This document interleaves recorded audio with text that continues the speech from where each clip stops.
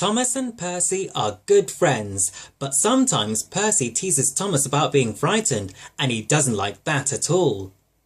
One evening he was dozing happily in the shed, but Percy wanted to talk.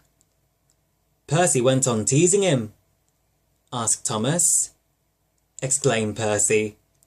Thomas decided to say nothing and went to sleep instead. Next day, the Fat Controller arrived. Percy was moving trucks into a siding. Henry arrived with his goods train.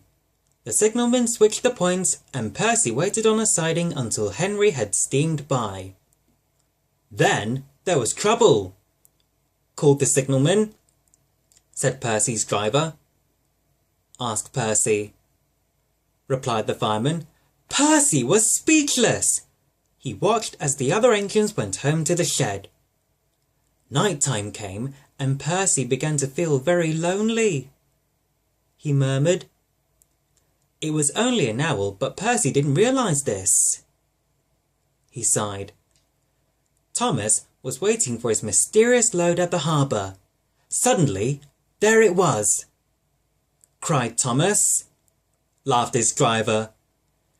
Workmen lifted the dragon onto Thomas's low loader and put lights all around it for protection. Then Thomas set off into the misty night. Percy was asleep in his sidings and had no idea that Thomas was approaching him. Cried Percy. Next morning the points were mended and Percy puffed back to the junction. Gordon was just about to leave with the express. Gordon was in no mood for puzzles. Gordon snorted. When the other engines heard the news, they laughed too. Chuckled James. Puffed Percy. But Percy soon found out that he hadn't. Cried Percy. Whistled Thomas and he explained about the carnival. Percy decided to tell Thomas the truth. Said Thomas.